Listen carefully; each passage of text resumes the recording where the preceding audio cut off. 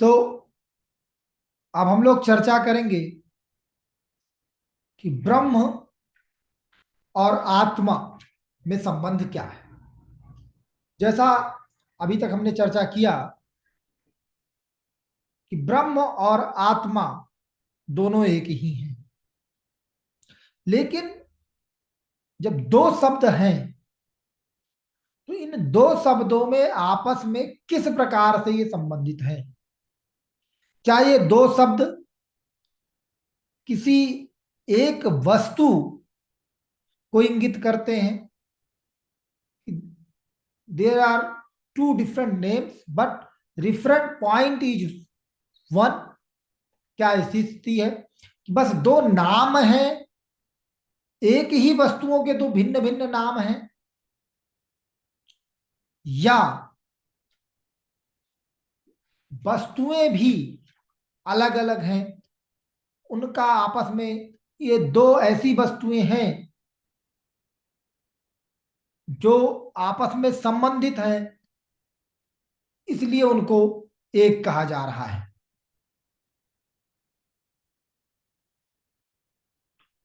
इस बात को लेकर विद्वानों में मतभेद हो गया, जिसके वजह से वेदांत जो दार्शनिक संप्रदाय बने वो अलग अलग संप्रदाय। ब्रह्म जो अंतिम सत्ता है वो एक है, इसको लेकर आम सहमति बनी है। सब में आम सहमति है कि उपनिषद इस बात पर कायम है कि जो अंतिम सत्ता है, जो सर्वोच्च सत्ता है, वो एक है। और आत्मा का उसके साथ संबंध है, इस बात पर भी मत एक है। सब लोग मानते हैं कि हाँ, आत्मा उससे जुड़ी हुई है, उससे संबंधित है। किंतु जो वैदिक वांग्मय में,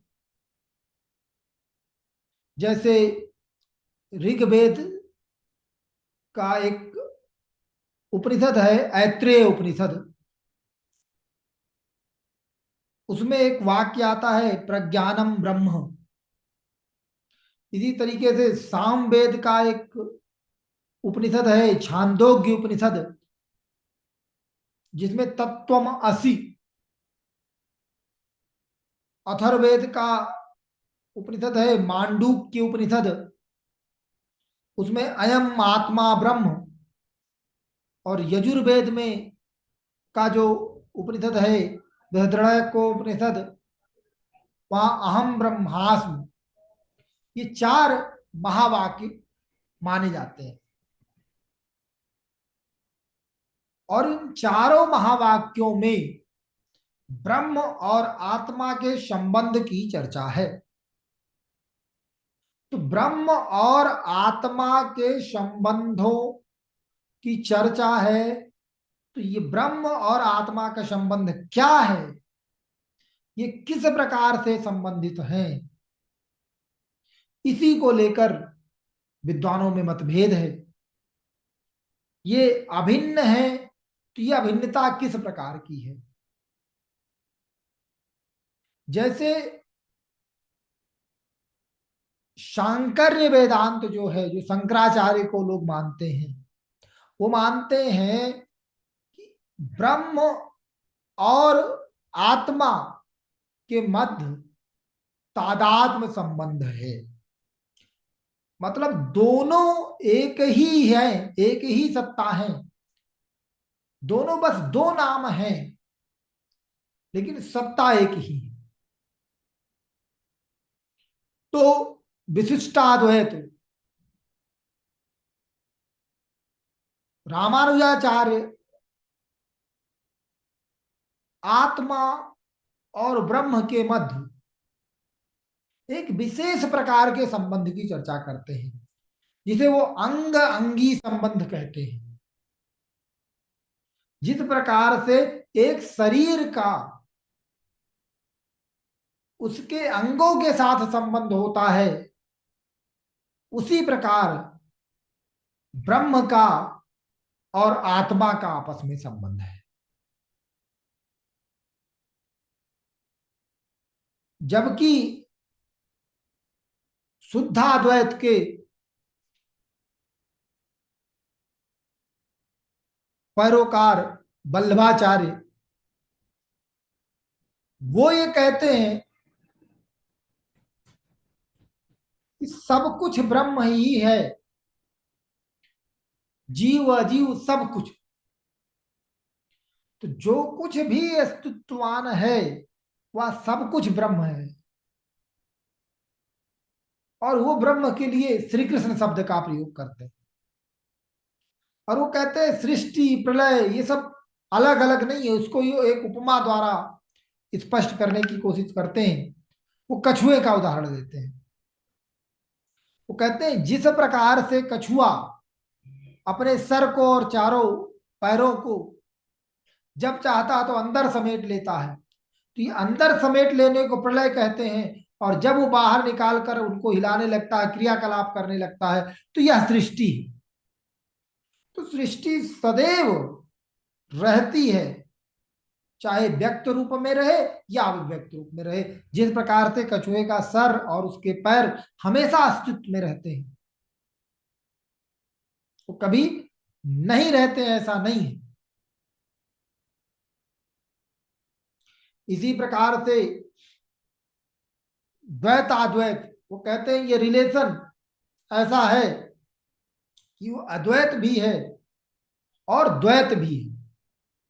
क्योंकि जीव में लिमिटेड फॉर्म में चीजें हैं जो ब्रह्म में हैं, इसलिए ये द्वैत है। और वही चीजें हैं इसलिए अद्वैत है। तो इस प्रकार से इन चारों महावाक्यों की चर्चा हुई है। हम इन चारों महावाक्यों का विस्तृत चर्चा अभी न कर कर आगे के जो जब हम वेदांत पढ़ रहे होंगे तब हमको जरूरत होगा, तो कुछ और कॉन्सेप्ट तब तक समझने की जरूरत है। क्योंकि इनकी व्याख्या के पीछे उनकी तत्व मीमांसीय मान्यताएं हैं। जब हम उनकी तत्व मीमांसीय मान्यताओं को अच्छे से समझ लेंगे तब हम इस पर विस्तार पूर्वक चर्चा करें। तो अभी के लिए उपनिषद के दर्शन में इतनी ही बात है। और अगर यहां तक किसी को कुछ पूछना है तो वो पूछ सकता है, या कहिए थोड़ा और विस्तार करके हम इसमें बता सकते हैं कि जो ये महावाक्य हैं कब आ रहे हैं, किस प्रसंग में आ रहे हैं।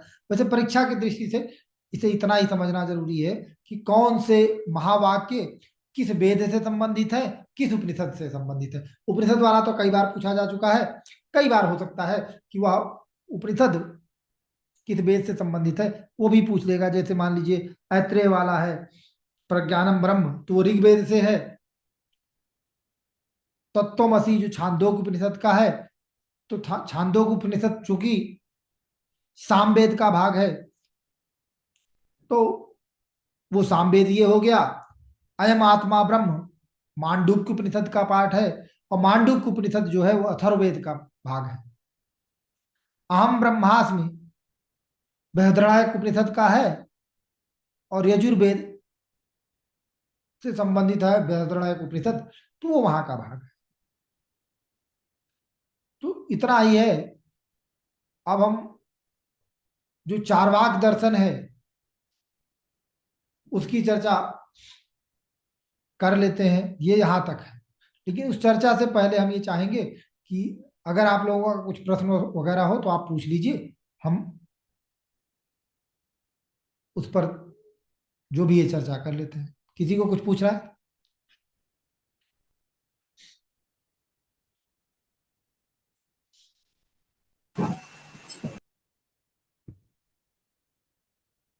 Okay sir. तो जो हम जब हम कह रहे हैं कि उपनिषदों का नीति शास्त्र, तो उपनिषदों में नैतिक विचार जिस तरीके से हम पाश्चात्य चिंतन परंपरा में, विश्वविद्यालयी परंपराओं में नीति शास्त्र को पढ़ते हैं ना, और नीति के सिद्धांतों को पढ़ते हैं, तो वो सारे सिद्धांत बीज रूप में वहां में खोजने को मिल जाते हैं। इस पर बहुत सारे लोगों ने शोध भी किया है और पुस्तकों में है भी कि उपयोगितावादी चीजें भी हमको वहां देखने को मिल जाती हैं, हमको वहां बुद्धिवादी चीजें देखने को मिल जाती हैं, सुखवादी चीजें भी देखने को मिल जाती हैं। तो सारे सिद्धांत हमको बीज रूप में उपनिषदों में उपस्थित हो जाते हैं। और किसी की कोई जिज्ञासा?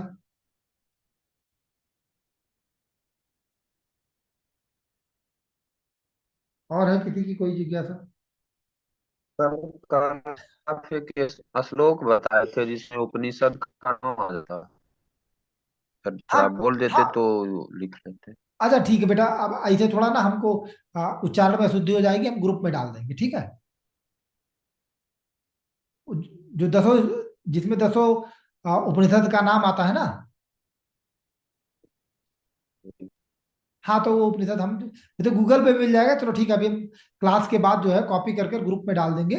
तो वहां से आप ले लीजिएगा। उच्चारण हम करेंगे, कुछ हमारे उच्चारण में अशुद्धि हो जाएगी, कुछ लिखने में अशुद्धि हो जाएगी, तो ठीक नहीं होगा। क्योंकि संस्कृत उच्चारण में हमारे से हमसे अशुद्धि होती है। और कुछ?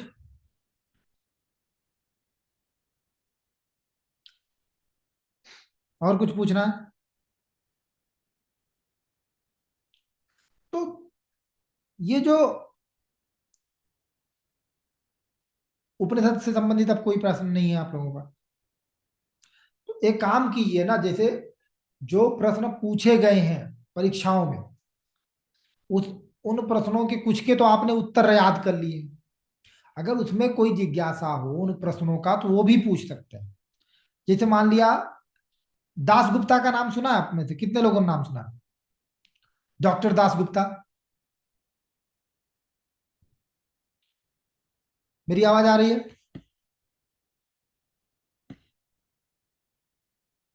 जी सर, आवाज आ रही है। ठीक है। जी सर, सुना है। हाँ, तो दास गुप्ता जो है, उन्होंने भारतीय चिंतन परंपरा पे, भारतीय दर्शन पर बहुत ही व्यापक पुस्तक लिखी है। वो कई वॉल्यूम में उपलब्ध है। तो वो, और उन्होंने सांस्कृतिक घटकों की चर्चा करते हुए पूरे चीज को विस्तार से बताया है।